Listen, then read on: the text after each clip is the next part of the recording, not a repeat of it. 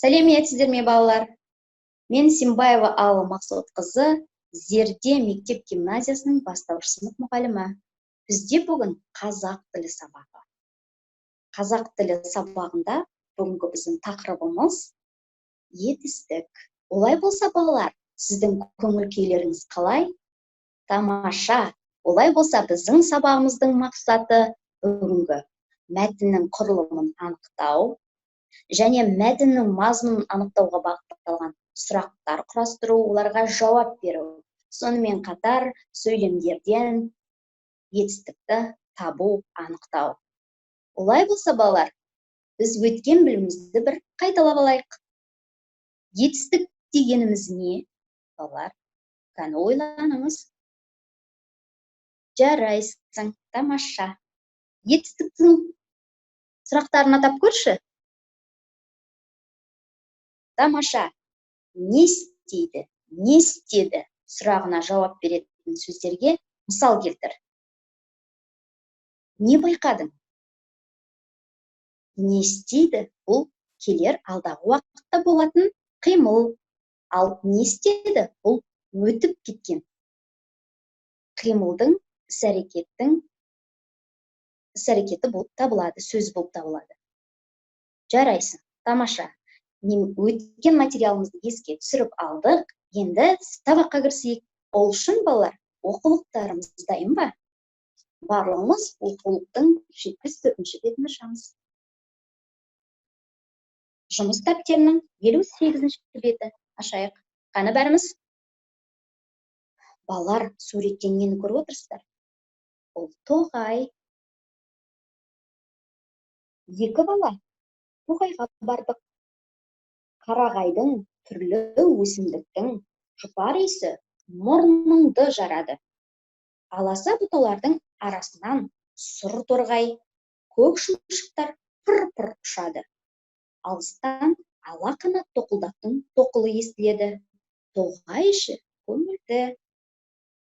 Балалар, осы мәтіннің ішінен не істедік, қайтеді сұрақтарын тауып көрейікші. Сұрақтарына жауап беретін сөздерді тауып көрейікші.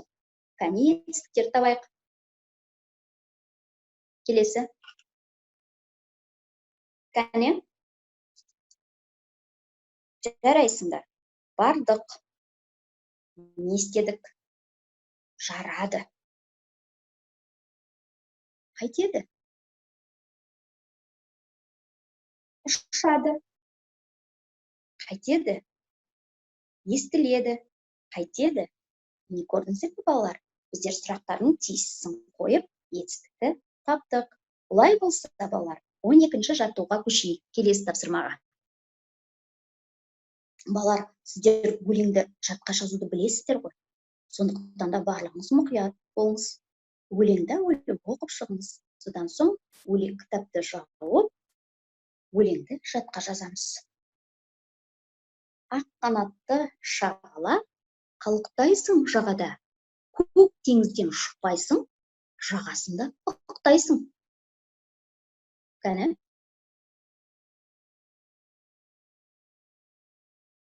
Өлеңді жатқа жазып көрейік. Мінекей, міне. Тамаша. Тамаша. Өлең не туралы, балалар? Өлең не туралы? Ал өлең дұрыс, шағала туралы. Шағала ол қандай құс? Судың құсы дұрыс-ақ. Ал балалар, өлеңге не деп ат қояр едіңіздер? Жарайсыңдар, тамаша. Олай болса, осы өлеңнен етістіктер тауып, оның астын сыз. Шықпайсың, ықтайсың, қалықтайсың. Сұрақ қойып көр. Не істейсің? Неге көрдіңіздер ме, балалар? Етістіктің сұрақтары да өзгере бастады. Яғни, етістіктің түп мағынасы қимыл сөздер. Жарайсыңдар. Біз 12-ші жаттығуды жазып аяқтадық. Олай болса, келесі тапсырмаға көшейік. Келесі тапсырмаға. Балалар, Сіздер түлкі мен ешкі ертегісін естеріңізге түсіріп көріңізші. Олай болса, еске түсіріп, қазір видеоны қарап шығайық. Түлкі мен ешкі ертегісін тамашалаймыз.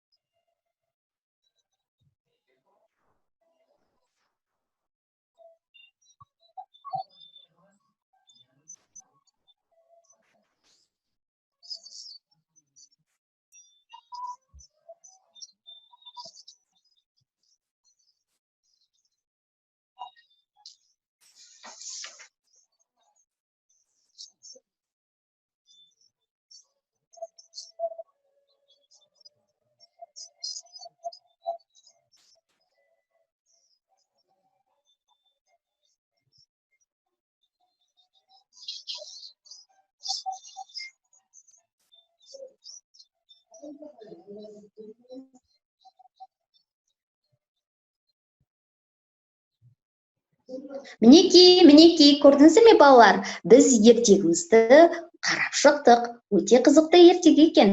Өтірікке ешқашанда алданбау керек екен.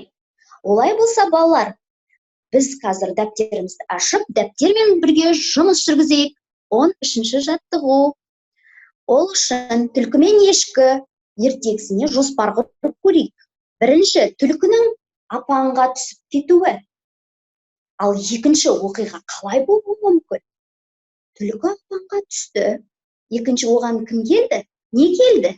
Ешкі келді. Ешкінің әрекеті. Одан кейін үшінші әрекет. Кәні барлығымыз дәптерге жоспарды жазып көрейік. Дәптермен жұмыс жасаймыз. Кәне жоспарды мұқият есімізге түсіреміз. Ертегіні еске түсіреміз. Жақсы, тамаша, жарайсыңдар. Өте тамаша, өте тамаша.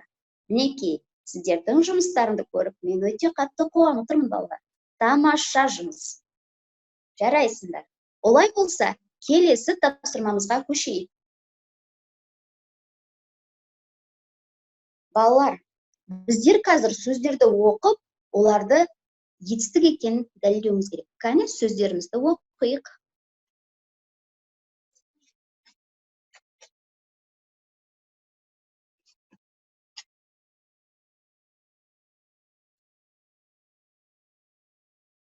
Етістіктерге сұрақ қойыңдар, оларды тиісті сұрақтардың тұсына топтастырып жазамыз. Кәнекей, біздің экранда көрініп тұрғандай, біздер топтап қойғанбыз. Тиісті сұрақты қойып көріңізші. Я, не істеді? Сайрады, тамаша. Келесі, қайтты сұрағына. Қайтты сұрағына жауап беретін сөздер. Қайтты ол, көрді, тамаша. Не істейді сұрағына. Кәне ойланыңыз, ойлайды, өте тамаша. Сонымен балалар, етістік не істеді, не қылды, қайтты, және не істейді деген сұрақтар. Не істейді деген сұраққа жауап береді екен. Мұқият болайық. Балалар, тапсырманы орындадық па мұқият? Олай болса, келесі тапсырмаға көшейік.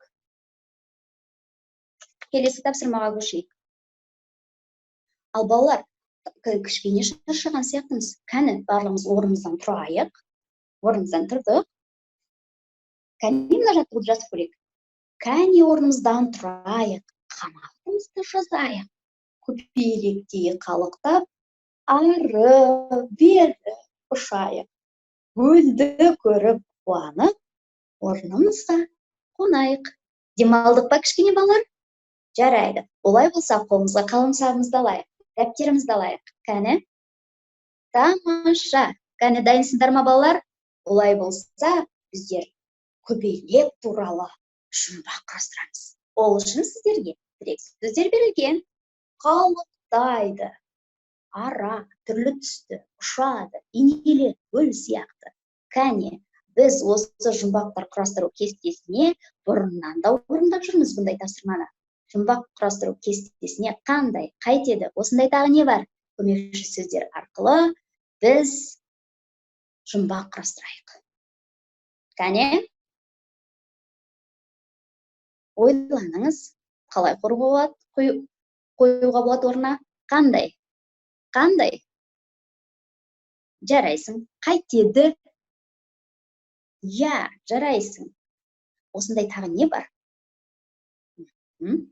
Тамаша. Бұл не? Бұл дұрыс. Мінекей, біздер көбелек туралы жұмбақ құрастырдық. Тамаша балалар, бүгінгі сабақ сіздерге ұнады ма? Сабақ ұнады ма балалар сіздерге? Жақсы. Олай болса балалар, біздер бүгін көңіл-күймен, жақсы көңіл-күймен сабағымызды аяқтадық. Олай болса балалар, егер сіз осы сабақтан алған біліміңізді қорытындылайын десеңіздер, онда Білген Академи порталына кіріп, ондағы тесттарға жауап беріп көріңіз. Сіз өз біліміңізді анықтайтын боласыздар. Сабақ аяқталды. Сау болыңыздар. Келесі кездескенше мен сіздерді күтемін.